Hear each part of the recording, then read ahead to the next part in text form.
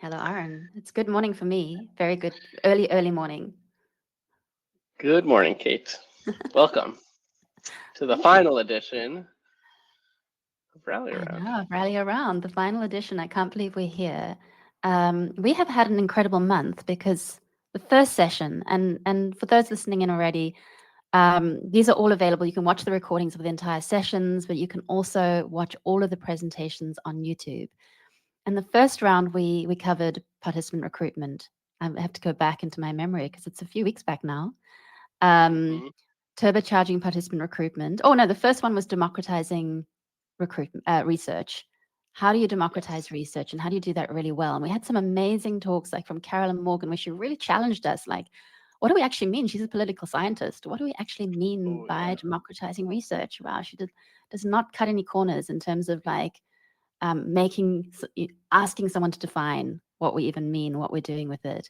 The next hmm one we had was participant recruitment.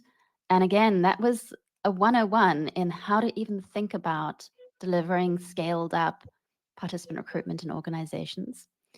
And now here we are today. And we're looking at how do you upskill people to do research really well? And there you go. Lauren hmm in the back, she's producing for us and she's popped up the post for today.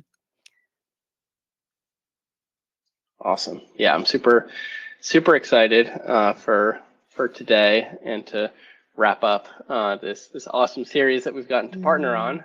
Uh, this topic today is an interesting one. I actually just got off a call like 15 minutes ago with a research leader that's looking to hire someone that is exclusively focused on enabling by Mm. training both researchers and non-researchers alike on how to do research and how to do so effectively from specifically a usability and unmoderated and kind of once the product is already in development type mode. So excited to That's brilliant to learn. hear. Yeah, that's great to hear. Yeah. I actually, when I had my team at Atlassian, I hired someone into the team who had no experience in research, but had come from a university space and was an education designer. And so all of her skills were how do you design education materials and how do you teach people? And it's so valuable, so valuable. Mhm. Yeah. Yeah, we've got some big hitters today. We do. So today we've got five speakers. There we go. We've got Pedro, Emily, George, James, and Nicholas. And you're going to be hearing they're kind of 5 to 10 minute bite-sized talks from all of these people, and just such experts in their field. Um, these are pre-recorded talks because Chacha is very much about inclusion, and we have Chachas all over the world. So, for instance, James lives in Europe, and it'll be very late in the evening for him to be giving a presentation. And so it allowed us to give everybody the space to be able to share their knowledge with all of you. If you've been at any of our previous sessions, sometimes it means that there's a little glitch occasionally, but we hope today that we can have smooth sailing. Absolutely. And I'm wearing my lucky rally fleece. So that means that there's definitely going to go smoothly. Oh yeah. Well, if you got the lucky rally fleece on. hmm um, so, as an introduction, if you don't know who I am, my name's Kate Towsey. I am one thing the author of the Research That Scales, the ResearchOps Handbook, which Aaron has now got a box full of copies too. And I'm also a chief charter. I founded and run the Charter Club. We are a members club for full-time research operations professionals. It's about 150 operations professionals from all over the world who are part of the Charter Club. My mission this year has been to rally around Research Ops, which is why we've been doing this Festival of Research Ops, and also give Research Ops folk a stage to be able to share their amazing knowledge with the world. So a huge thanks to both the Chachas who have taken part, but also to you, Aaron and Lauren, behind the scenes to Rally, for making this amazing festival possible. Yeah, it's been an absolute pleasure partnering with yourself and all the amazing, brilliant chachas to make this a reality. For those that I haven't met yet, my name is Oren, and I'm one of the co-founders and CEO at Rally. For the last 3 years, we have been building what we're calling a research operations platform to enable research ops folks to do your best work. So we're starting with enabling participant management and recruitment, some of the stickiest challenges that organizations face when it comes to conducting research through a very powerful CRM that we've built. So we'll be, I'm sure, sending you emails after the fact with more information about Rally, but if ever curious, don't hesitate to reach out.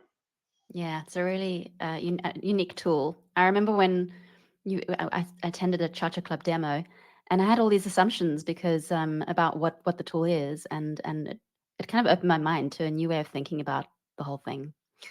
Okay, so before we dive into our first presentation, we at the end of the session, stick around because we've got 3 of our speakers will be joining us to do a live Q&A. So if you've got questions as you're watching the talks and you've got some burning question that pops up, pop it into the chat. Lauren will pick it up, and at the end of the session, we'll put it in front of the speakers.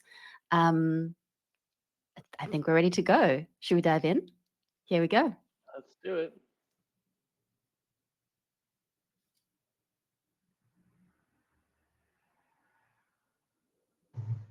Today, I'm going to explore some intriguing challenges in the research space. Here's our first technical glitch. Here we go.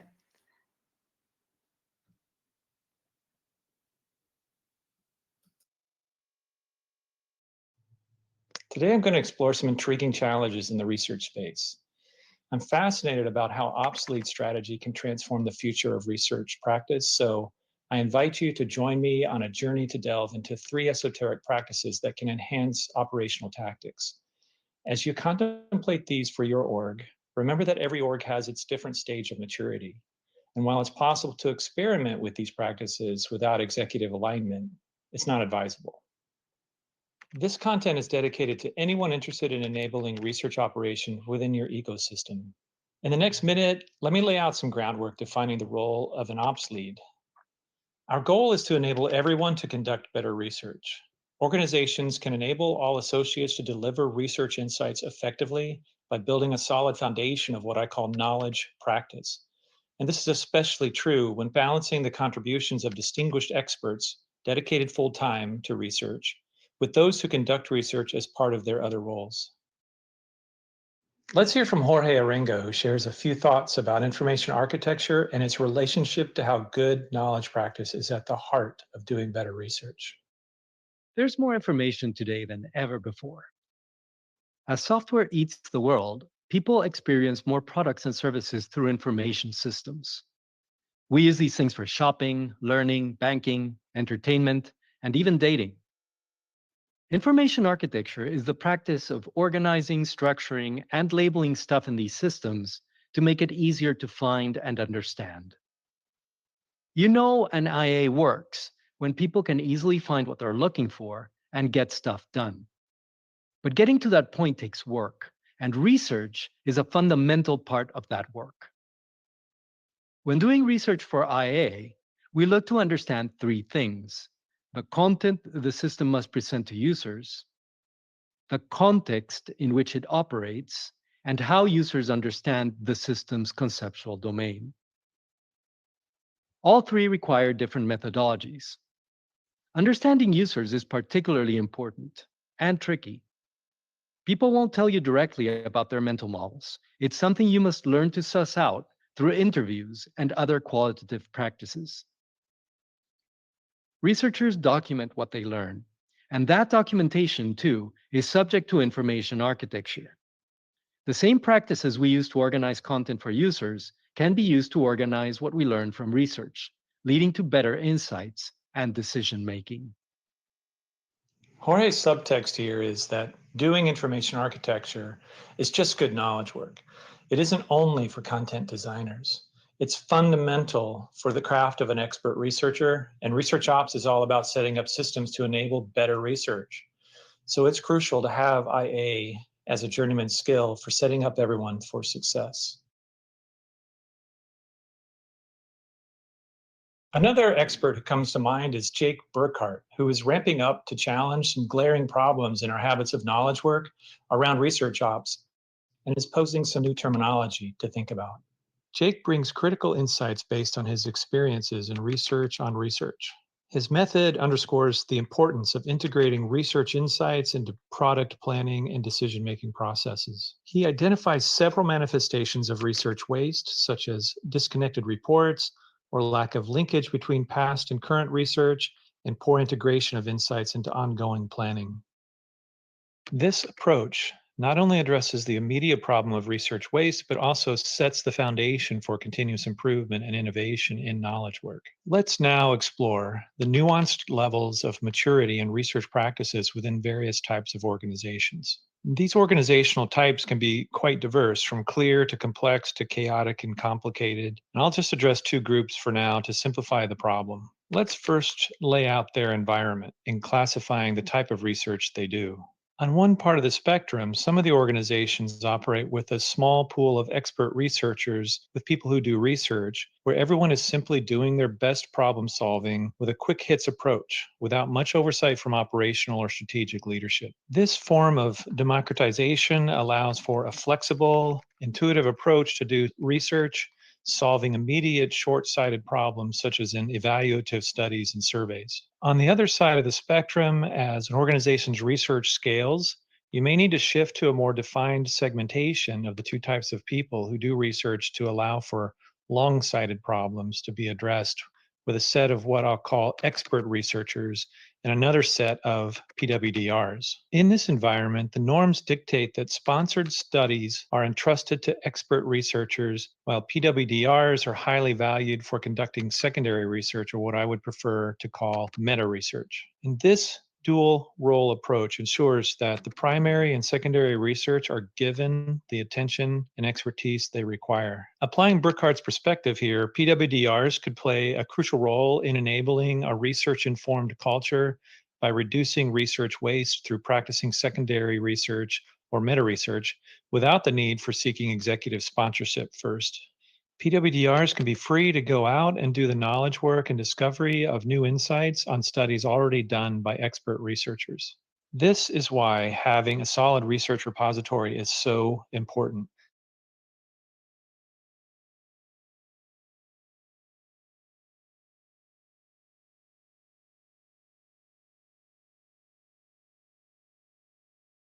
Indy Young is a distinguished qualitative data scientist who has coined the term data science that listens, and has accumulated a global following of her journey defining a method of research which has recently been labeled design strategy research, though she has also used other labels such as problem space and discovery research.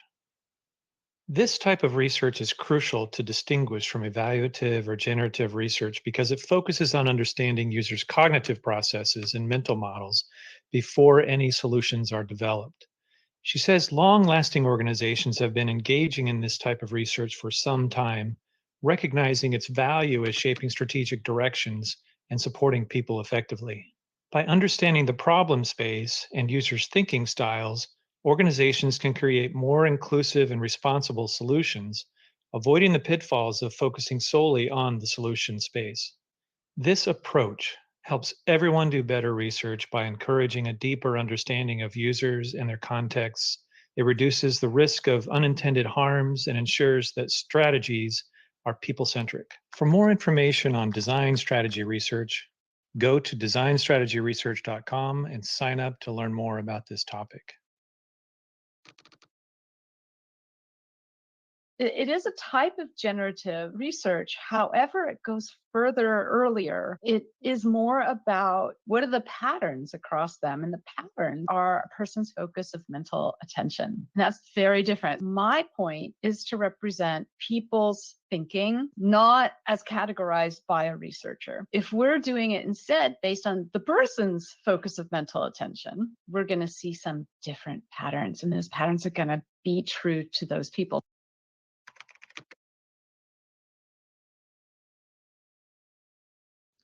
As we conclude, let's reflect on the journey we've embarked upon. We've delved into the intricacies of information architecture, the challenges of research waste, and the impact of design strategy research. Each of these elements underscores a fundamental truth. Effective research is not just about collecting data, it's about creating a culture of continuous learning and adaptation. And by integrating diverse methodologies and fostering collaboration, we empower organizations to innovate responsibly and inclusively. Research lies in our ability to listen, adapt, and evolve. Together, let's pave the way for a research landscape that is as dynamic and diverse as the world it seeks to understand. For more information, please go to ontology.com with a 0 and sign up to learn more. Thanks for joining me on this journey.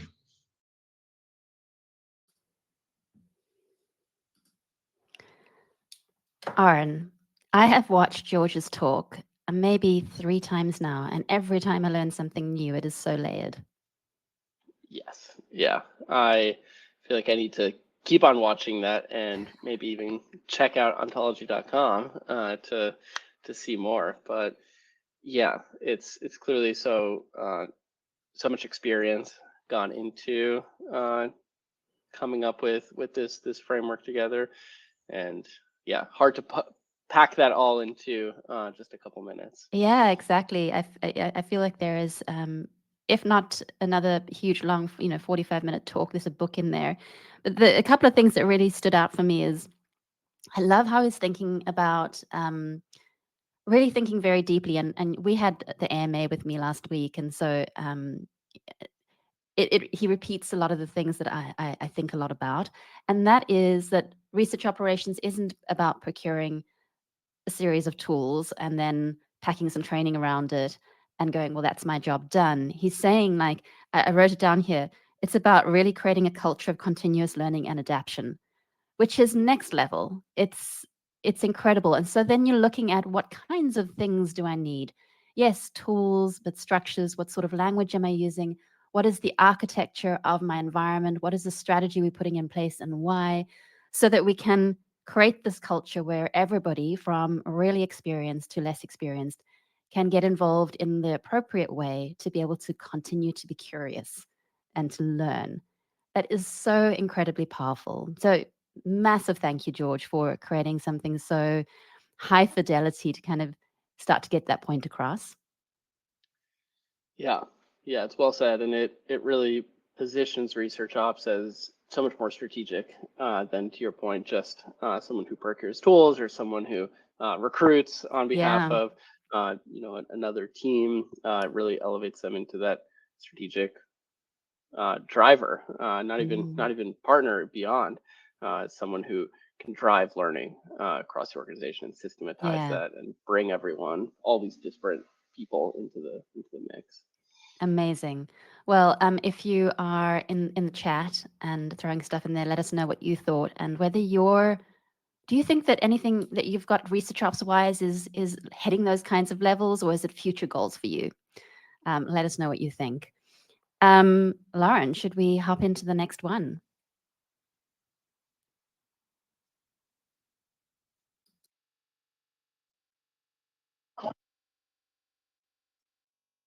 Hello, I'm Emily, and for the next few minutes, I'm going to talk about how you might begin a program of UX research democratization by rethinking how to upskill non-researchers.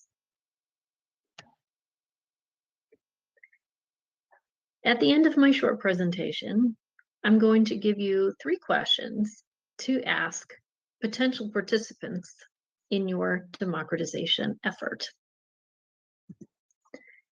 And just a little bit about me. I'm a trained ethnographer. I've done ethnographies in academic and public settings, including a musical ethnography in East London and a peer-to-peer ethnography in a music library. I'm also a classroom teacher. I taught university courses in English as a second language and also music. And I was also a union steward for 10 years at an Ivy League university for clerical workers there, and did some community organizing and political organizing as well.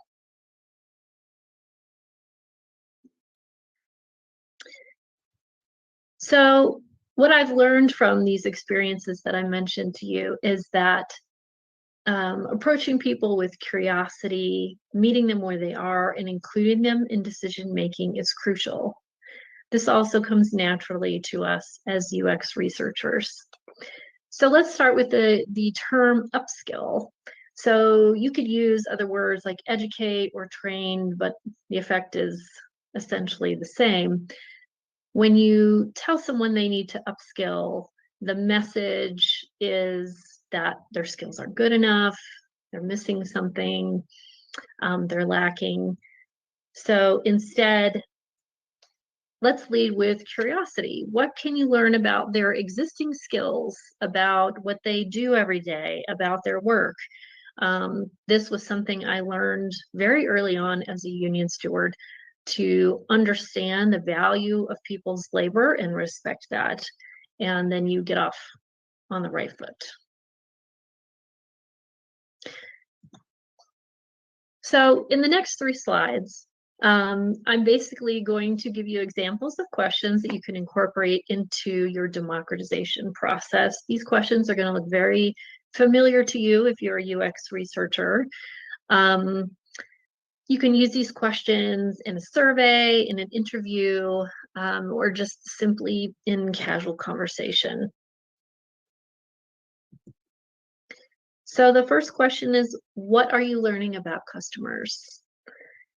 So by asking this question, you're learning more about what this person does every day, but also you can start to assess their understanding of what qualitative inquiry is about. Are they aware of bias? Do they understand the difference between anecdotal evidence and patterns that they might see?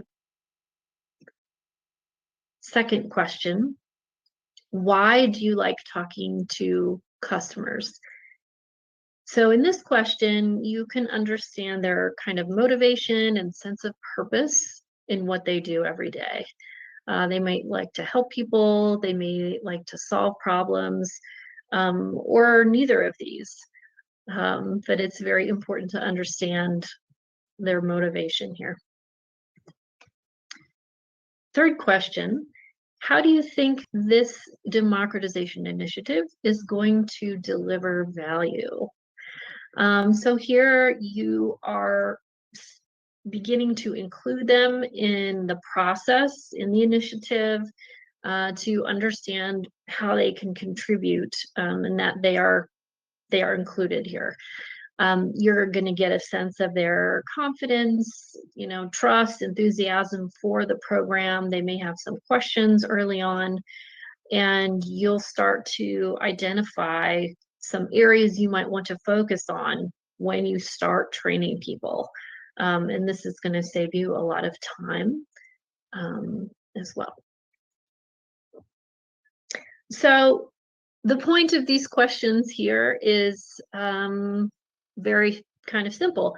You can now meet your colleagues where they are, right? Instead of coming at them with lots of information before you even know who they are, you can actually meet them there and present things in a way that meets their skill set. You start to build respect and trust with your colleagues. This might not be an issue at your organization, but in a lot of organizations, it is an issue. These different departments are kind of in competition with one another, so this can be a very, very important part of the process. Because if you can do that, then you're in a good position to advocate for UXR. Which is very, very important for us right now, as I'm sure you're aware. Even for taking that point even further, not only can you advocate for UX, but you can make people understand how integral UX research is to your organization's research program and to what they do every day. So this is it. Thank you for listening. Look, democratization of research is difficult. In a recent workshop, I listened to the panelists were talking about different power struggles, trust, like proprietary research, who owns the research, and so forth. So there are a lot of potential kind of pitfalls in the process. So I'm hoping these questions will help you get off on the right foot and position yourself for success. Thank you.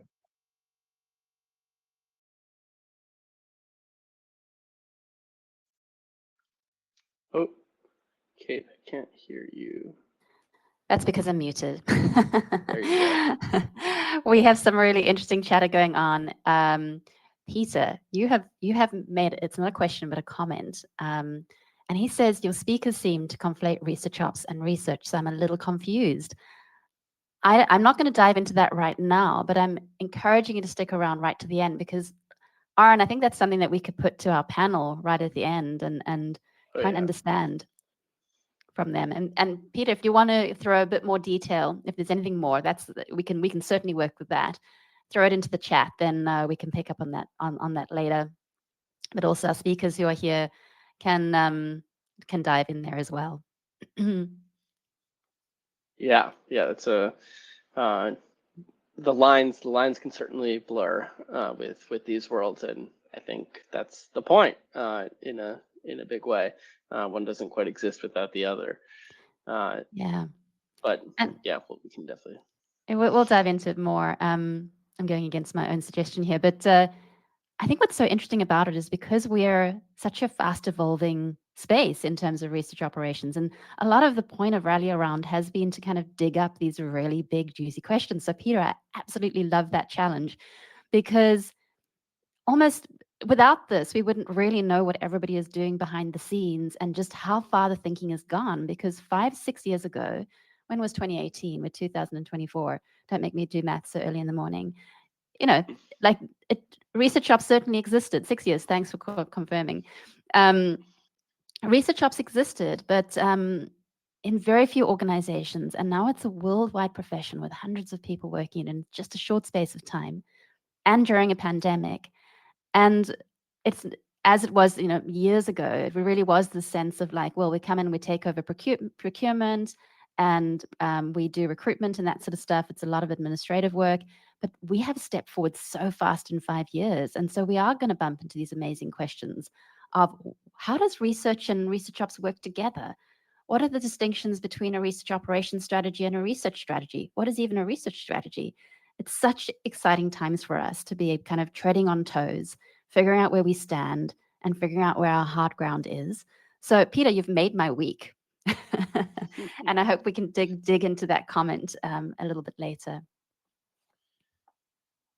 Yeah, clearly a good topic for the early morning over there. Yeah.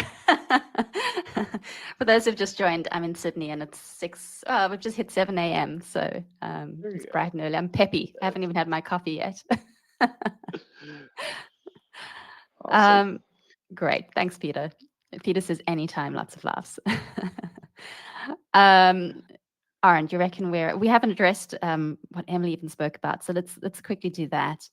For me, Yeah. what I really get from that is just really stepping back, because one thing I know firsthand, and many cha-chas experience this, is particularly nowadays where the resources are less, is we're working at such a fast pace that it can be easy to forget to step back and actually find out where the people who you want to train or the people you want to deliver upskilling to, where they're starting and their mental view. And so, Peter, again, to your point, like you have to end up doing some research to understand who you're building for, where they're starting, so that you can actually dovetail with them.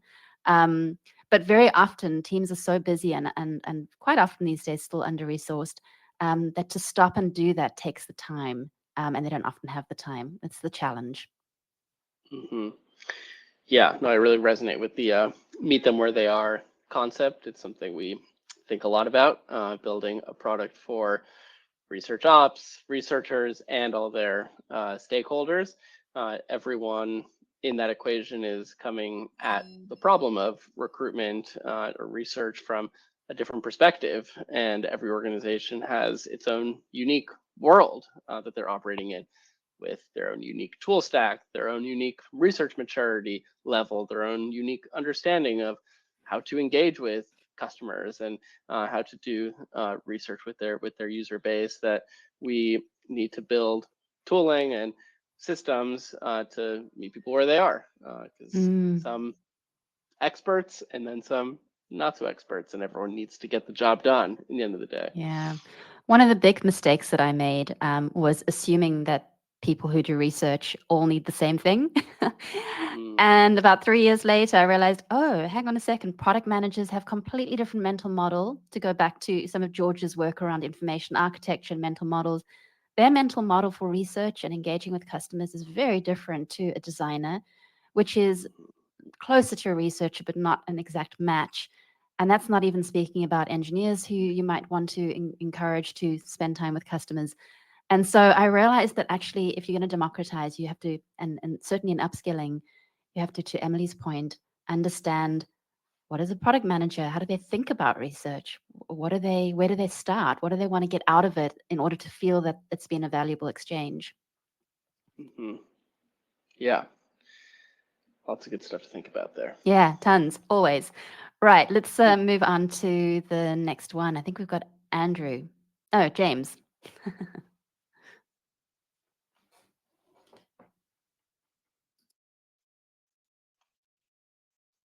Hi everyone, my name is James and I'm a research operations professional based here in Europe, and I'm proud to be speaking today with you at the Rally Around Research Operations conference on the topic of upskilling everyone to do better research. It's a topic that is near and dear to me, and I've seen it tackled in a number of different ways at a number of different organizations, and I'm excited to share what I think is one of the highest leverage programs you can install at your organization today to help with this. So please sit down, relax, and let us dive into the sweet world of drinking your own champagne. Now, you're probably thinking, what do you mean, James? What is drinking your own champagne? And no, I'm not proposing that we all start drinking on the job. This is about using internal users as research participants rather than external, all real users. But I don't want to talk about its strengths as some budget research method, which it's commonly known for. Rather, I'd like to make a toast that it's a terrific research enablement program. By the end of this talk, I'd like you to think the same. I'd like you to think of internal testing programs as a lounge room for the whole company to sip, savor, share, and participate on the practice of research, because ultimately, practicing research with real users isn't the only way to improve research skills. And what's more, I don't think it's the best first choice to learn how to do research. I think external research from the get-go is risky business. To let anyone pour themselves a tall glass of customer research and then have their untrained palates miss out on those subtle notes from the feedback. And so here's to 3 reasons why drinking your own champagne is a must-have enablement program in your organization. First, it's economical. In these tough times, the difference between any research and better research happening is the return on investment. Meaning it's not enough for us to just do research. We, as researchers, sommeliers, need to make every last drop count. And here's how I like to think about it. Here's a simple way to consider researchers' return on investment, or ROI.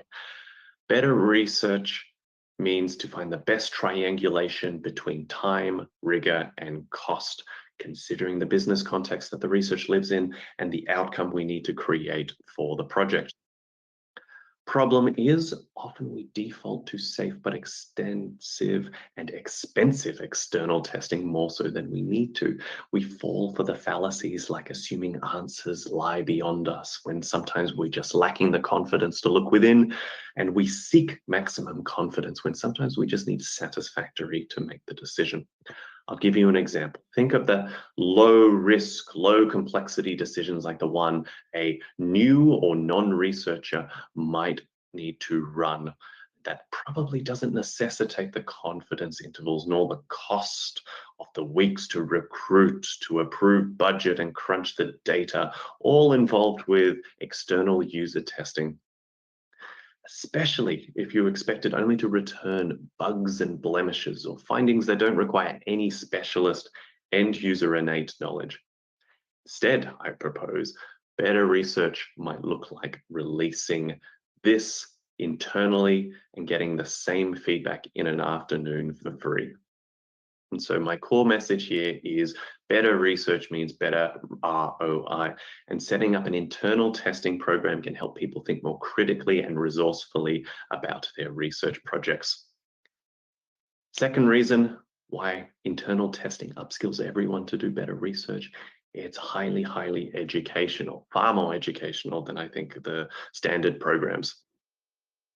Research enablement, unfortunately, sometimes looks like this. We default to documentation, to direct instruction. We throw the book at stakeholders and give them the keys to our tools and our customers and expect them to run their own research. But I don't think research enablement needs to be so dry, so academic, and so downright uninspiring as playbooks, SOPs, and lesson leads. Instead, I think we can try to engage all of our students' senses. We can opt for a more hands-on, interactive, immersive, kinesthetic, and participatory learning experience that an internal testing environment can offer. Because when you open up your product for folks internally to experience firsthand, they can develop these harder-won intelligences like user and customer empathy and product know-how, but they also learn indirectly through a kind of osmosis what good research looks like through the role of playing a participant. So my core message is here, upskilling better research means turning your students from passive spectators into active participants, and internal testing is the perfect environment for this. Last but not least, it's highly, highly extensible when you implement an internal testing program. What do I mean here?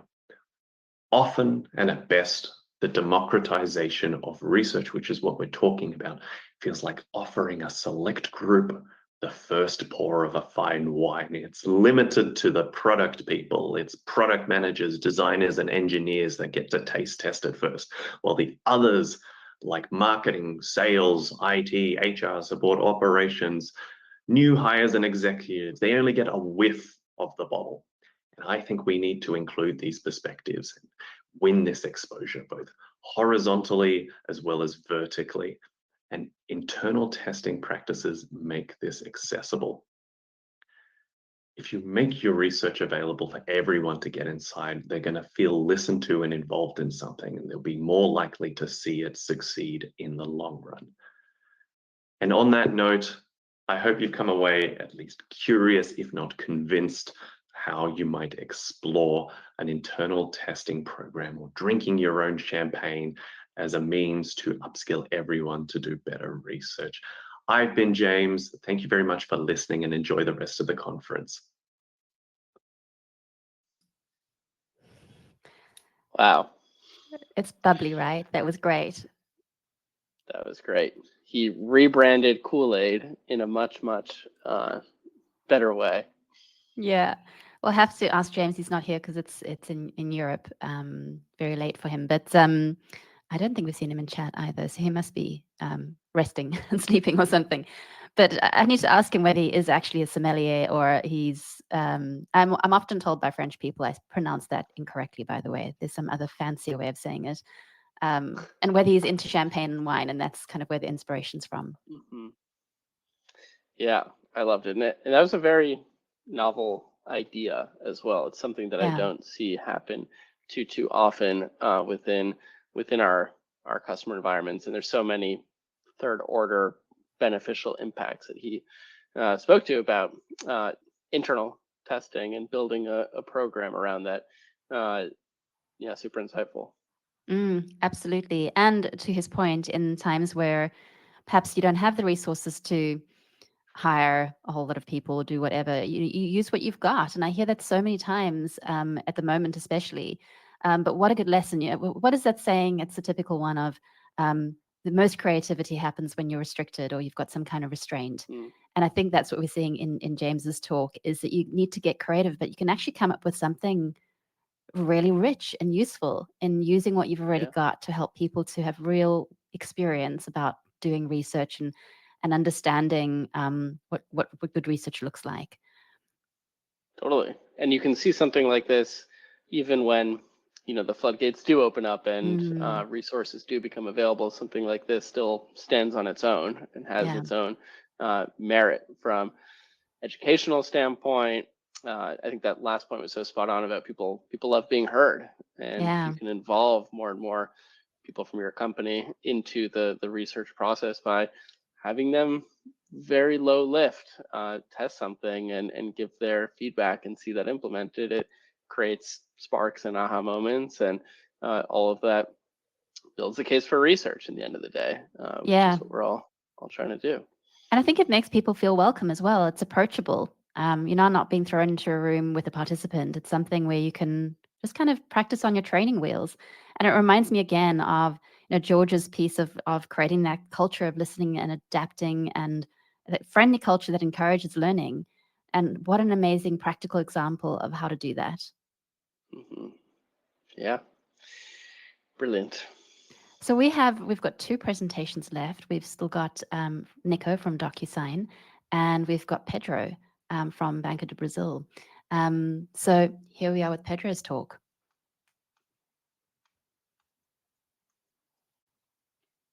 Hello, everyone. I'm Pedro Vargas, a ResearchOps lead based in Brazil, and I'm very happy to be here talking to you about something that helped me a lot when I needed to create some upskilling initiatives.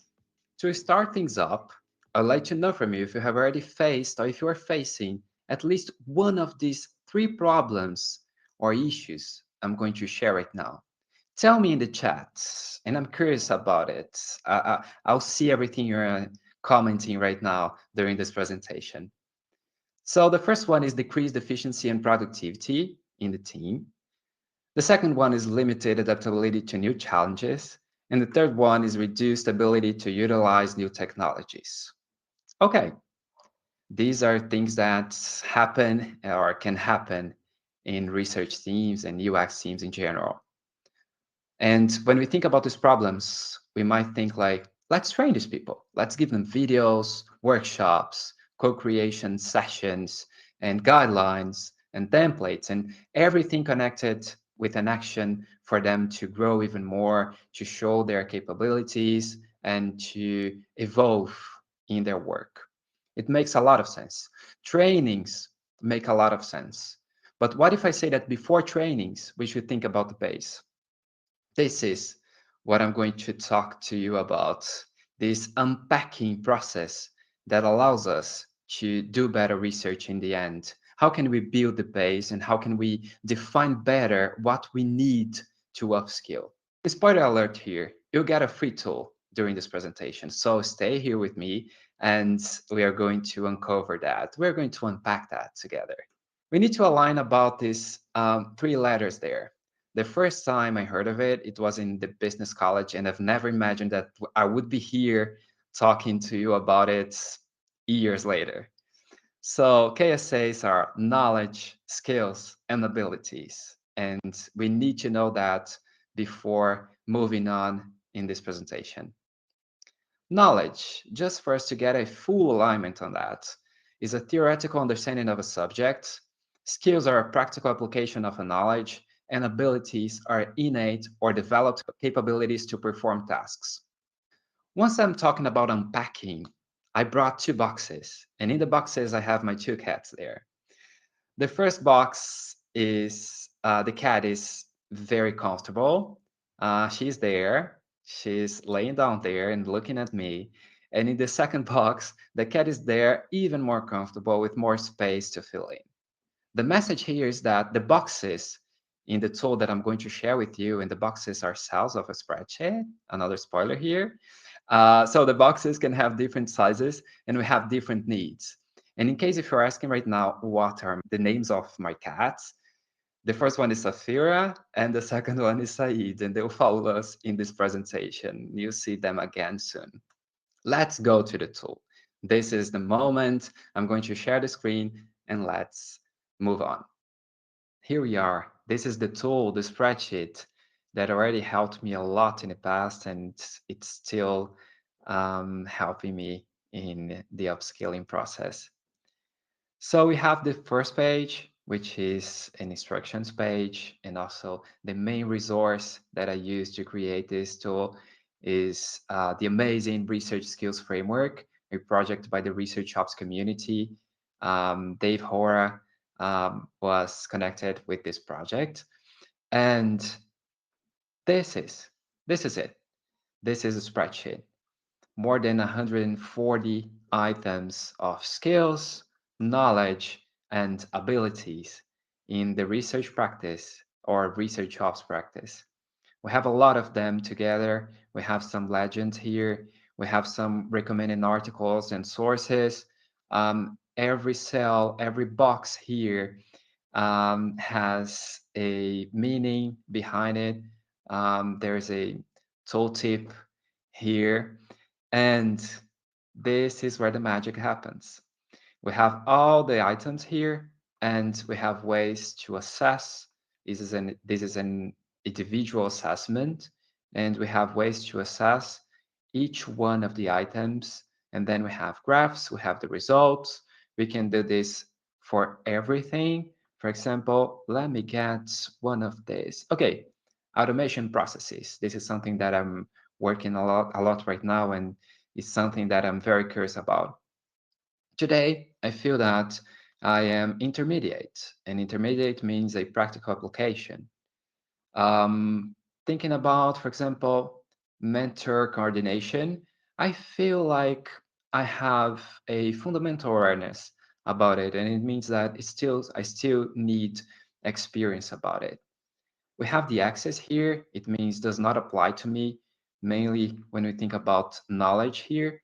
I have put all kinds of knowledge, for example, neuroscience, psychology, anthropology, sociology, and mean, even if I say that I agree that everyone should know at least one small bit of everything here, it may not apply in every situation.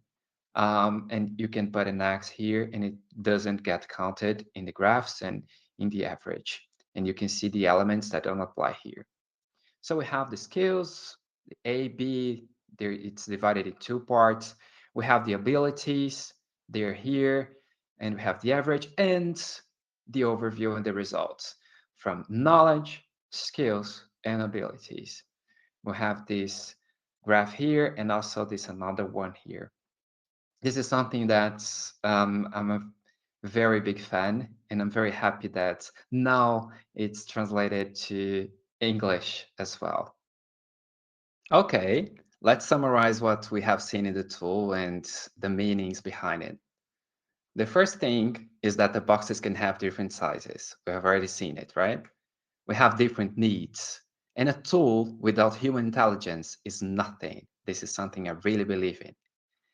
And the tool should never be seen as a savior of everything. So feel free to create a version 2, 3, to adapt. Please adapt tools and things you see there on the internet, on the Slack channels, and whatever is out there.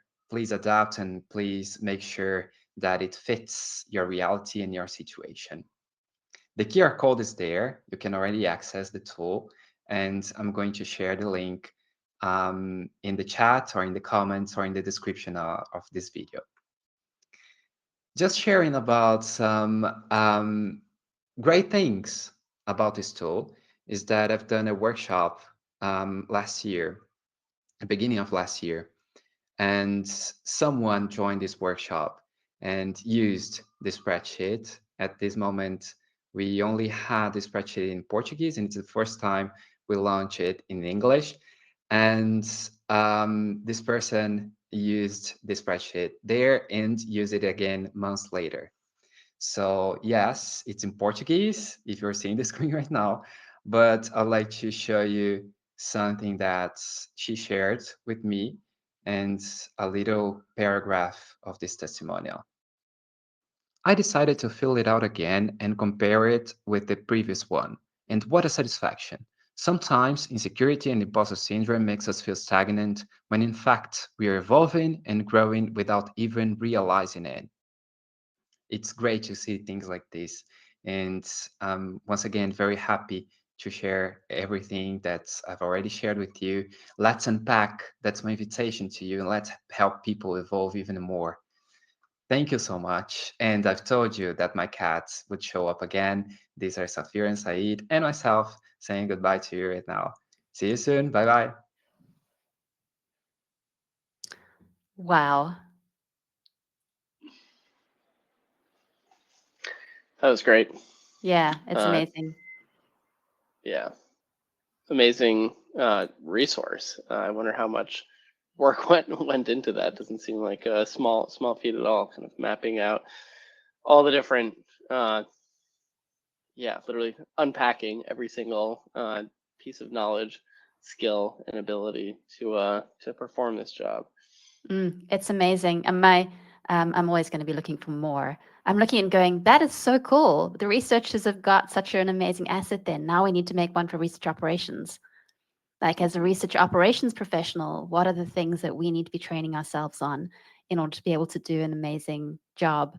But what I absolutely love about it is instead of, again, I mean, there's always, I find, even though these presentations have been created completely from unique environments by completely unique people, their themes kind of come out, and it's about breaking down, not just going, well, here's some training on how to do, what kind of training do you need, and how do you know what kind of training you need? And so here's a tool to be able to understand your strengths and your weaknesses, and then perhaps like as a solution, you give a menu of trainings that someone could attend, and they can pick the right things based on where their weaknesses are, or bolster their strengths as well. There's nothing wrong with that. And it becomes so specific. And so particularly in a world where there are at the moment less finances, hopefully next year that'll start to like clear up for the future. Instead of delivering just everything and you're spending a lot of money and a lot of time maintaining just standard generic training, you deliver just the pieces that you really need when you need them. It could be so powerful. Yeah, especially connecting it to one of the previous conversations. I think it was Emily about meeting people where they are. You need to first know where they are, and this is a great tool for assessing that. Yeah, amazing. So we've been drinking champagne, meeting people where they are. For James's talk, at least using everything you've got in the house, giving people tools to understand where are their strengths and weaknesses and what gaps do need to be filled. And I imagine you could, if you don't have a hundreds of people team, you could perhaps enable each person to do this work on their own and then compare. And maybe there's a general weakness amongst the teams. So much you can do. Such a powerful new way of looking at how do you upskill people to do better research. Absolutely. So we have got one more. This is Aaron, I kind of feel like this is the last talk of the whole rally around peace. I know. Sad. Go, Nico.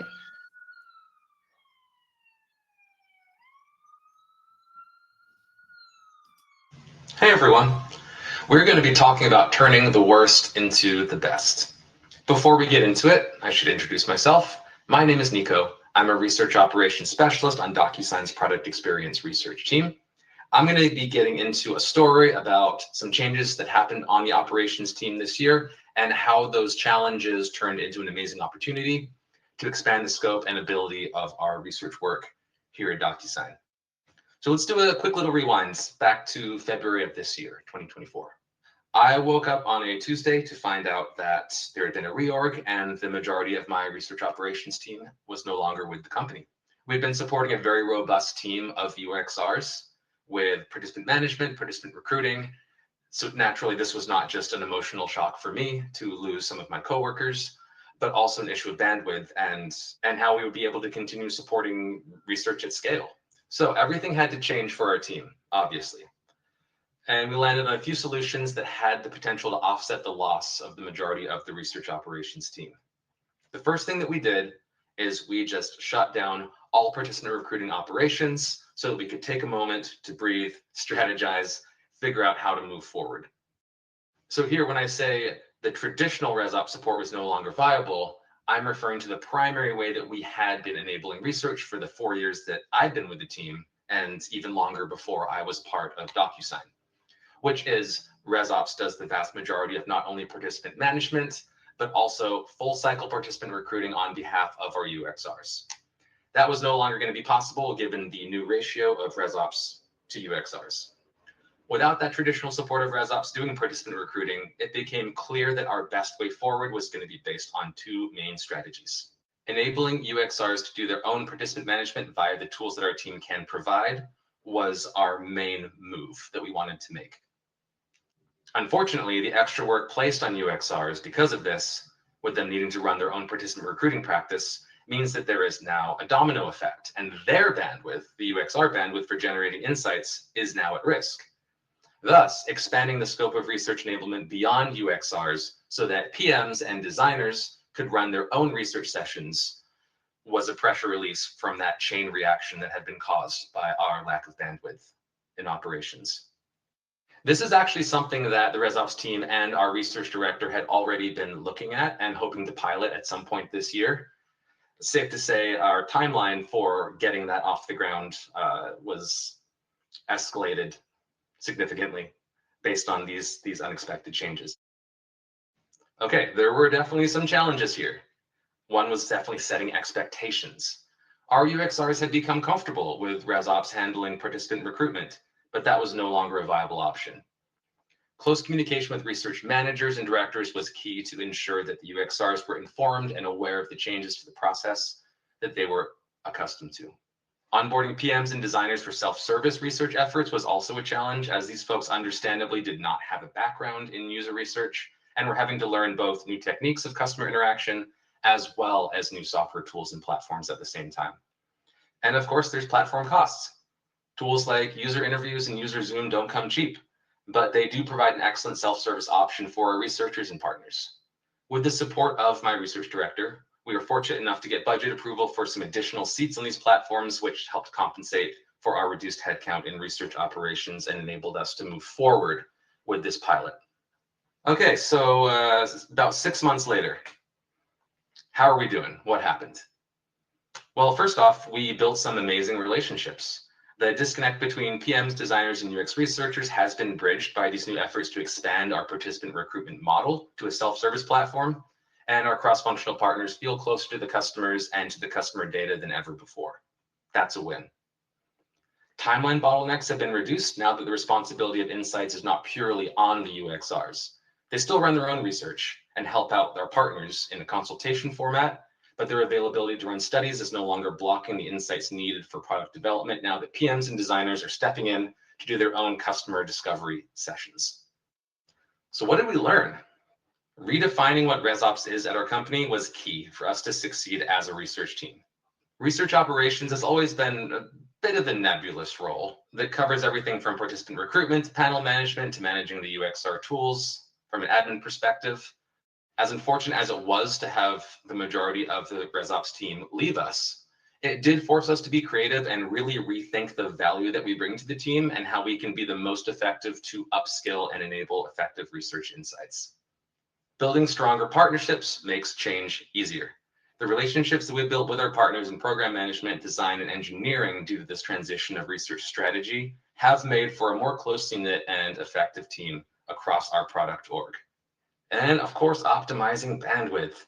There is only so much time in the day, and focusing on enabling better research across a broader team has been a great way to ensure that the value that ResOps bring is contributing to worthwhile insights and data. So after all of this drama and change, are we doing better research? Honestly, I think we are. There are new challenges, yeah, of course, but the acceleration in time to insights that I've seen over the past few months is noteworthy. The expansion of research accessibility to include the design and PM teams has been a success. Research enablement will always be a work in progress, of course, and it's always evolving. But my takeaway is that there's always a way to continue to empower the company to do better research, despite any of these unexpected changes. Speaking of challenges, so here's my thought exercise for you. What would you have done in my place? What ideas do you have to remain as an effective force for driving quality research insights, even if your team has the rug pulled out from under your feet? Is there anything you could do now, hopefully without the drama of reduced headcount, to optimize your processes and tool usage even more? If you have any thoughts or ideas, I would love to hear it. Well, that's all I've got for today. Feel free to reach out to me over the Cha-Cha Slack or shoot me an email if you'd like to chat more. Thanks so much for your time. I'll see you all soon.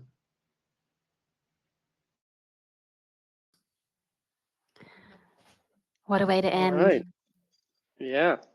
It's a bittersweet So, story, right? Because you know, mhm. obviously the team has been reduced, which is such a, even in the comments here, such a common story for people, not even a year ago, but in the last few weeks. And yet it goes back again to that theme of in kind of responding, being agile, a word that's come up several times, or what was the word that's come up has been adaptable. That's a word that's come up several times today. And being able to evolve. It sounds like from Nico's story that they're actually doing incredibly well considering, and there's a ton of stuff in there that even if there was big budget around and lots of headcount, they would continue to do it. Mhm. Yeah, yeah. For better or worse, it's a all too common story that we've become familiar with seeing. And kudos to the research ops folks within these organizations that are like Nico, yourself, finding ways to make the most out of these challenging situations. And we had Stephanie said that this in the chat that this has literally happened last week. And Stephanie, I hope that in watching that, you see that there is a light at the end of the tunnel. You can actually come out thriving at the end of it. It's sad, but you can move forward. And then on the good side, Heather said that we had a reorg in July, but fortunately UXR and ResearchOps were unaffected, which is fantastic. There must be some secret sauce Isn't in that there, Heather. refreshing? Yeah. What is your secret sauce? I think everybody would want to know. Well, should Awesome. we hop into we don't have Nico, unfortunately. He hasn't arrived. Maybe he will at some point, but we do have, we're very, very treated because we do have Pedro and we have Emily. Welcome. Both looking so fresh. And Yeah. Aaron, you're going to moderate a panel with them. I'm going to stick around as well for this one. Absolutely. Awesome. Well, thank you, Petra and Emily, for your awesome rally arounds. Obviously, super insightful and engaging. So thank you for all the work you put into that.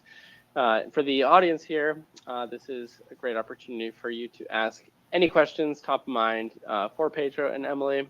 A couple questions were already submitted into the chat that we can start bringing on stage. But yeah, maybe for the next 15, 20 minutes, we can just jam on a couple different topics. Starting with a little bit of a spicy take from Janet here in the chat, really all around the risks of enabling non-UXRs to do research. Does it cheapen the practice? Does it shoot us in the foot? We've heard a few of these terms flying around, and I think everyone has a version of this in their own head when they see all the layoffs that are happening in the space. So, Emily, if you want to kick us off here with your thoughts. Sure. Awesome. I love this. It's very fancy, this platform. So I said I would respond to the spicy question with maybe a spicy answer. And that is, I don't think a lot of companies think we are essential to the success of business. I think that's what's happening. And I have two responses to that. Two suggestions, and one would be for UX researchers and research ops folks to use your superpowers. Yeah, that is curiosity, empathy, community building, building connections, building great partnerships to make it essential to business strategy. My other comment is, I just gave another talk this week with a colleague of mine, Maria Taylor, at the Design Ops conference, Design Ops Summit, and we talked about treating UX assets as business assets. And I think I really feel like this is the next step in what we need to do. Now, how we do that, I'm ready to just like dive into how how that can be done. But as maybe some of you know, I'm a knowledge management person, so I see this kind of reflected in research repositories, you know, how they may help and may not help so much with particular goals, especially this one of elevating and making research visible and absolutely essential. So that's what I'm kind of reflecting on. So just to say, I feel like I'm on a Disney movie right now with these bubbles and all those things. I agree with you, Emily. Just sharing my thoughts about it. I think that we have to develop more leaderships on research in this field for them to some reason fight for everyone else in the company. I feel that we don't talk about leadership as other areas talk. Like usually see PMs and even devs in conferences talking about management and leadership and what they can do to improve their skills and practice. But I don't see us doing that. And that's something that bothers me a lot. And maybe if we change the way we see this, we might be a little bit closer to be seen, at least. That's it. I love that. I feel like, look, marketing and yeah, like exactly what you're saying. Like, I'm curious to know, like, how did these teams operate? How do they become so close to the business objectives? How does that work? We need to maybe pay attention to what they do as well. I wanted to add that I noticed, I saw a review, I think it was Emma Bolton who put up a review of the recent UX Vienna conference. And what was remarkable about her review was that the topics that were discussed were quite different to previous years, where a lot of the focus might be on methodology. And it was on, we need to please the business. We need to deliver tangible business value. Those kinds of topics. And so I can see a real shift from sort of the last 2 years to today, where it's not bad to talk about the value of research or how we please the business as much as we please the users in terms of trying to give them what they want. And so one of the other notes she had, which I thought was great, was, and I think Nikki Anderson had done a talk around this, was you need to research your stakeholders as much as you're researching their stakeholders, which I think is so powerful. And I think that there is this real shift in the industry at the moment, which again, to Peter's note earlier, is so exciting. And these sorts of events are so exciting because it unearths the shift that is happening in all of our organizations. And kind of, for me at least, it shows us very much more distinctly how fast we're maturing and in such an exciting direction. Mm-hmm. Yeah, for sure. And so many people are ready to take up this challenge. I mean, I was also laid off, right? So many folks. So we all have this. When that becomes part of your lived experience, you want to do something about it because it's not okay. You're like, you know, so it's like this large scale devaluing of the work, and it's difficult. So we need to kind of, you know, strategize. I'm going to add one more thing in here. When I was writing my book, Research That Scales, about halfway through, about 1.5 years, 2 years ago, I'd finished a draft. And then I realized all of this sort of started to happen. I realized I've written a book called Research That Scales, and our industry is rapidly descaling. And so I had to rewrite half of the book to really address why. Like, why is it descaling? What have we missed? And it's not just research, of course, design. Many industries, many shops are closed down, even in the retail space. So we shouldn't look at just us and think we're the only ones. We're in a much bigger economy, but still, it's a fantastic mirror.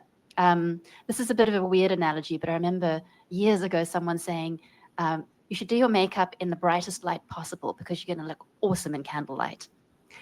And I think it's the same thing. Like, we're in the bright light at the moment. And if we can unpick from an operational perspective, what do we mean by scaling? Where could we do differently? How do we show value to the business? And researchers are doing the same thing. And then we bring the two of us together. there's a potentially very powerful combination there. And the next time the economy takes a wobble, we will just be so much more resilient. Mm-hmm.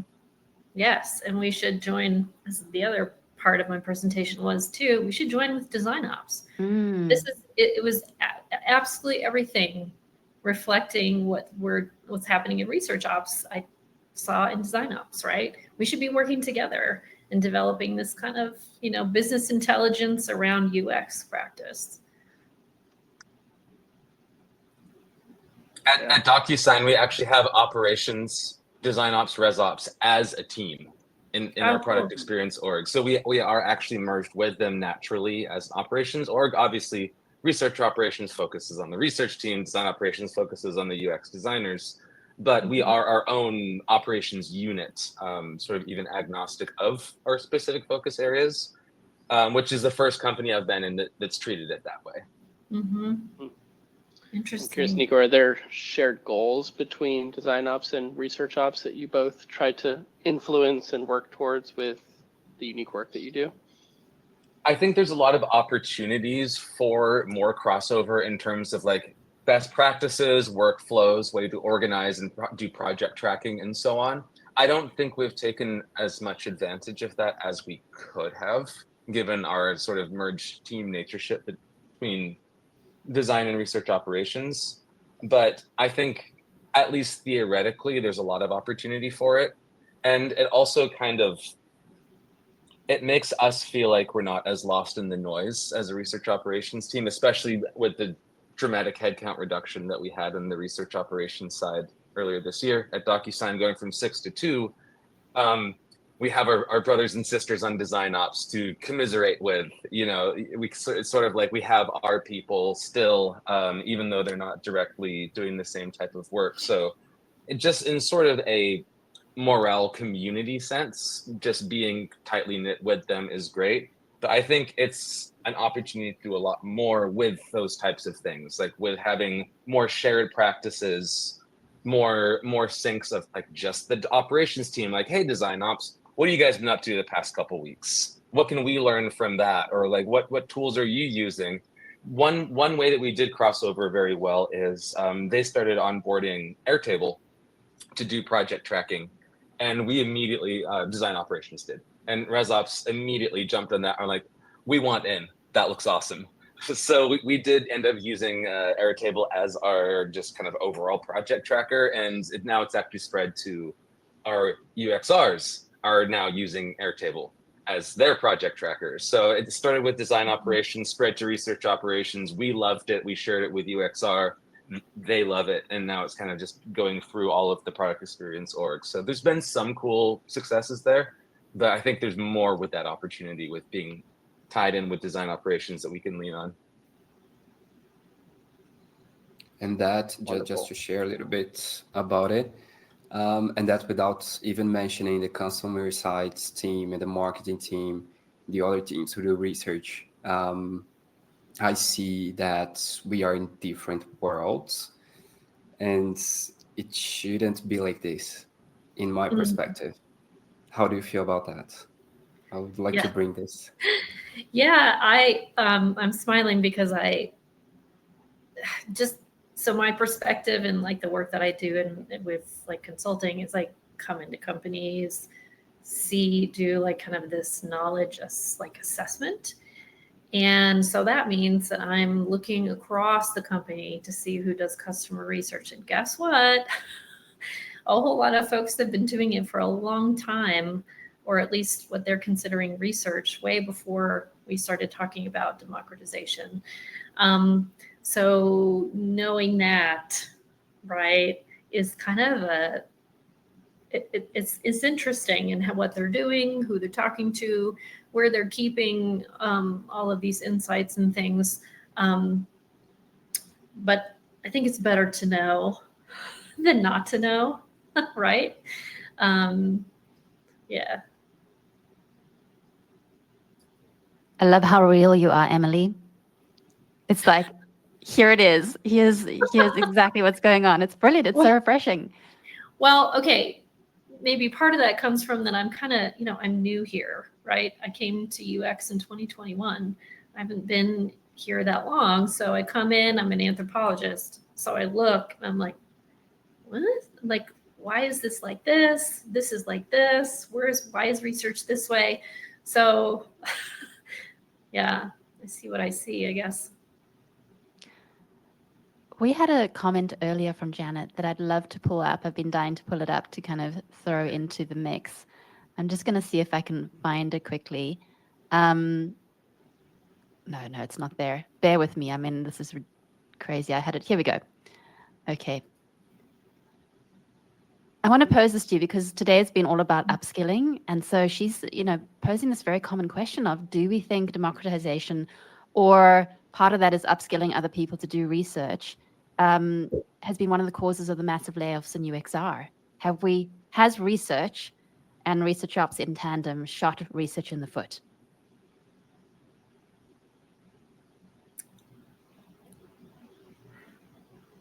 This is super Okay. interesting to me because this is like Go on, Nico. this is like the other side of what my presentation is about, which is because of the layoffs, we were forced to enable our researchers to do their own self-service research. So we did it as a response to the layoffs. That wasn't the cause of the layoffs. So it's a really interesting perspective to see, for me to see it come from this side of the question instead, because I experienced it the other way around. I want to say no. No, because just, having done what I've done in my life, I know that execs and higher up folks don't actually often know what's even going on when they make these decisions. They don't know who's doing research. We don't even know, right? So I think that, for whatever reason, in some companies, UX was just thought of as more disposable than other folks. Why is that?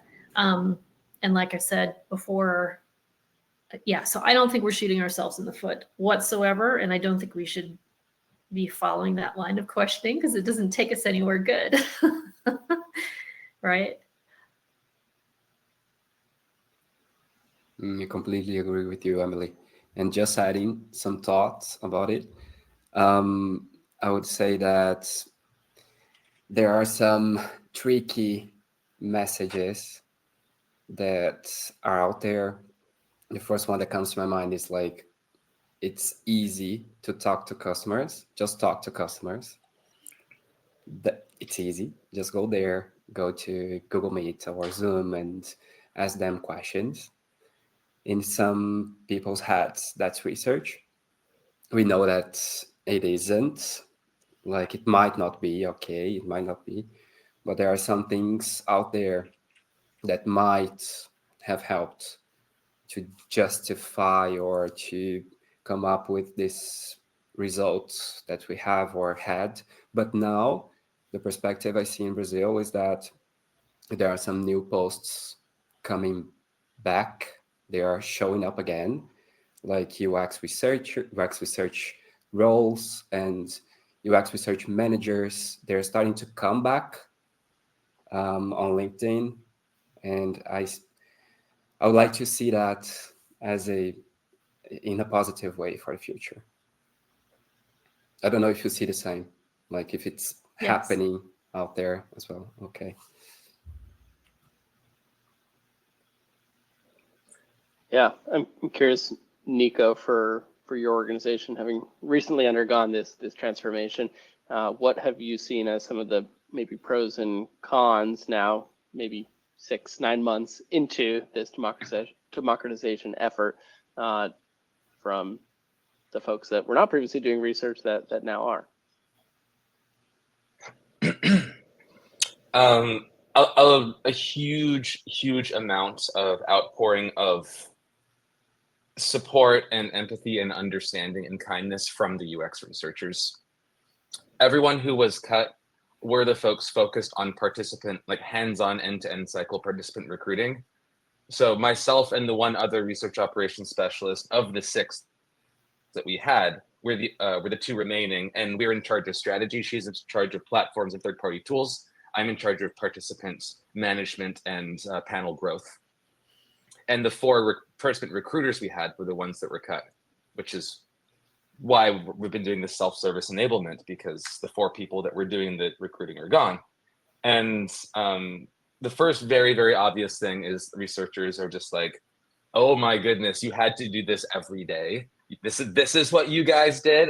Holy shit, this is not fun. This is not easy. We thought you were just like, yeah, just get like 12 participants, for like a, yeah, and of 12, 60-minute moderated over Zoom, put them on the schedule, blah, blah, blah. It's like, oh my goodness. Some researchers come from a background where they've done it by hand before, some didn't. So it was a very mixed bag of some researchers coming to an understanding for the first time of what's involved with full cycle participant management, and others being familiar with it and just sort of being like, okay, back to doing things this way.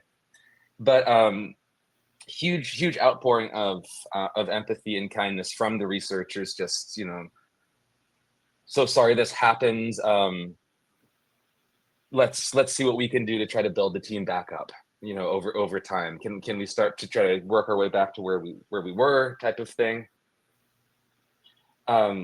That's been really nice, and a lot of understanding of the fact that, like, we can't do the things we used to do, and there's been a lot of kindness from research managers and director level about the fact that we need to change the way we work as a research team, given the changes to operations.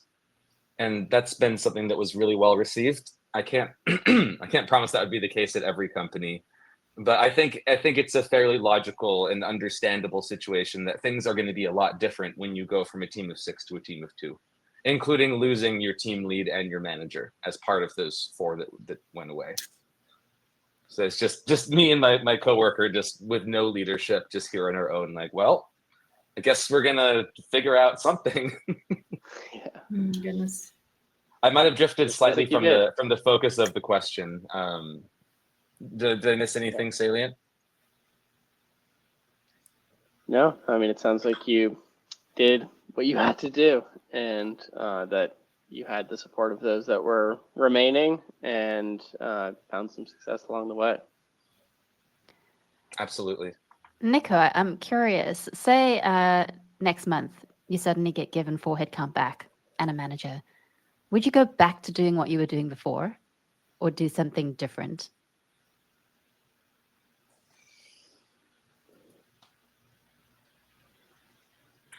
This is not something I've considered, and it's unsurprisingly coming from UK, a brilliant question. I think there might be a sort of hybrid situation that we would land on. I don't think we'd want to just go back to bringing in 4 participant recruiters again and just pretending the past, like 7 to 8 months didn't happen, and going back to the way things were.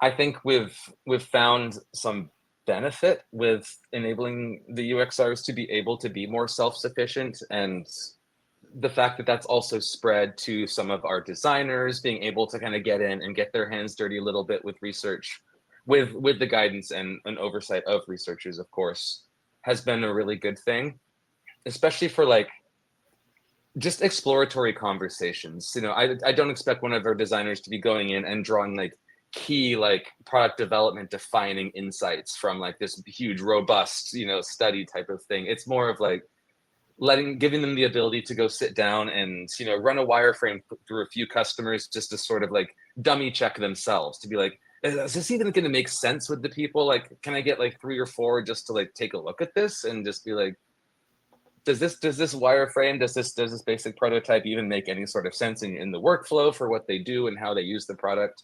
I think the ability to do that has been great. So I wouldn't want to move away fully from it. I also don't think we need 4 participant recruiters to support 20 researchers,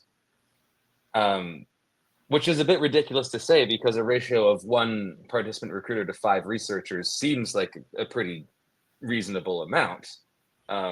Wanting less recruiters than that seems a bit wild, depending on how many studies are running concurrently. But I think with these other avenues we have, with vendors that we outsource to for recruiting, using things like the user Zoom panel, using things like user interviews panel as well, like having these resources that are really easy to pull participants from. You're definitely going I to add think- Rally in there. Oh, and with amazing tools like Rally, which everyone should be using, clearly. There you go. I think there's better ways than just going back to taking that. If I got that 4 head count back today, I don't think I'd put them all back on participant recruiting. I think I'd have 2 focus on helping, like supporting researchers and designers and PMs do the participant management recruiting work. I think I'd have the other 2 specialized somewhere else. I think I could find a more valuable area than just having this, big workforce of people who just do outreach and scheduling and customer communication and so on. I think there's more creative ways that headcount could be used if I were to ever get it back. I won't ever get it back, I don't think, but it's as a thought exercise. It's a really good question, Kate. Yeah, I always have to say something about knowledge management. Yeah, with these teams that are very kind of whittled down, I mean, no one's going to hire a knowledge management specialist, right? Someone to kind of like manage all the things. The other thing I kind of think is that we need to, as ops people, design ops, research ops, be knowledge stewards and kind of learn how to do that. Learn how to, document things that matter and how to, organize things. And in terms of tooling, which people are always asking me about, like repository tooling, I think repository tooling needs to face and achieve the goal of sharing out the researchers' stakeholders. If it doesn't do that, you better find something else that does. And I don't mean share out your reports in a share out. Like if you look at marketing, like they have these platforms where they just like share out their reports. I think the tooling needs to make that change too, or you need to find another way to do it because it's, yeah, that's my hot take there. I'm looking at the chat too. There's a lot of good stuff going on in the chat. Tons. We've got, 2 minutes left, 3 minutes. Aaron, we've managed to fill up the time with such interesting conversation as usual. And I feel like we could still go for another hour and probably still have a lot to talk about. Bring on, one day we'll do something called ChaChaCon, which is going to be the Cha-Cha conference. It's the vision. The hope is that it will be on the Ibiza island, or the island of Ibiza.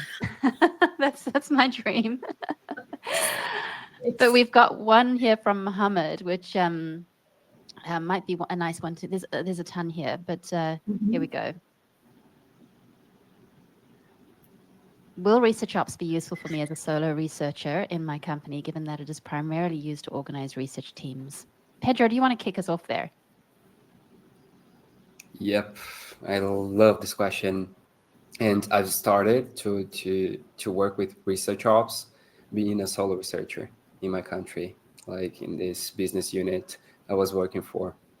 And something that helped me a lot there was to think about what are the tasks, or what were the tasks that were taking my time, and what I needed to do things a little bit faster. So I remember myself creating the first template of research in my life. I saw myself creating a research catalog. I refuse to say a repository. It was a catalog on a spreadsheet. And it made a lot of sense for us at that moment. But I also needed to do research in the end. So that stuff, with this situation, ReOps, in my vision, doesn't get prioritized as it should be, because we are there alone doing everything that people ask us to do. So that's my take on that. Yeah, I would say, Mohammed, if you are a solo researcher, you're already doing ops. You're right. That is what you do. This, I mean, that's interesting, right? That like research ops folks were usually, before we come on board at a company, someone's been doing that work already, and it's usually a researcher. And there are certain things that are just like participant recruitment that are just urgent. You cannot do the research without it. Right. But I would just say, also just keep an eye on those things that seem secondary, like knowledge management, for example. You don't have to create something super crazy. They're just like some principles you can use to organize what you're doing. And again, make sure that you're communicating out those insights that is like got to be up there as urgently as participant recruitment. The only thing I would Even add things to that might. that, sorry, Nick, sorry, I'm going to Kate. quickly jump in. The only thing I'd add to that is that what research ops specialist often brings is a level of service design that sits above the day-to-day administration of getting your research done. And so I used to often speak about it that way as well. And I realized what was happening is people would go, oh, so it's just, you get an ops person, they just take over wholesale what I'm doing, and I just don't have to do it anymore. And really what it is an ops person comes in and they take over, hopefully wholesale, hundreds of people's administrative work to get research done, but design in the systems that enable that to be more automated, more repeatable, and therefore more efficient and therefore more scalable. Mm-hmm. So that's the special sauce that a very particular research ops person will bring you. Those are the skills that we all have that not every researcher has on their own, or in the midst of doing research has the time to instill into their work practice. Mm-hmm.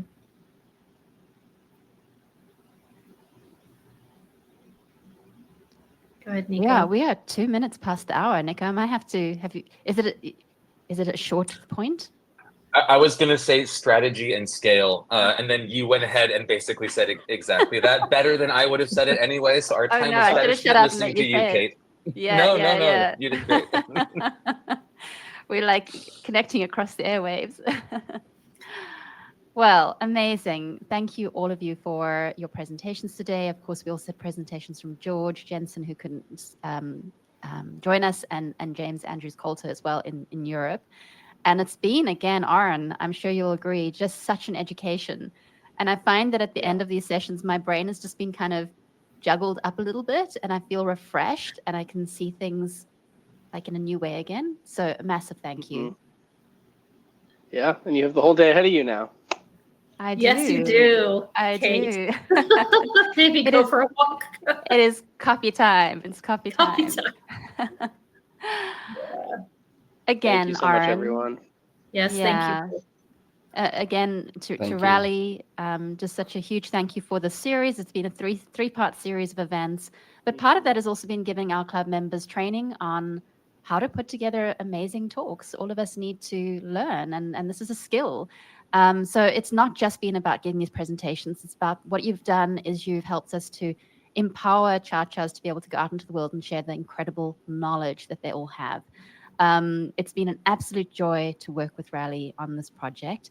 And I think we've just started something off Aaron, like we just keep rallying around ResearchOps. I think it's only inevitable. It's been so much fun. Amazing month. I can't believe we're already towards the end of it. Yeah.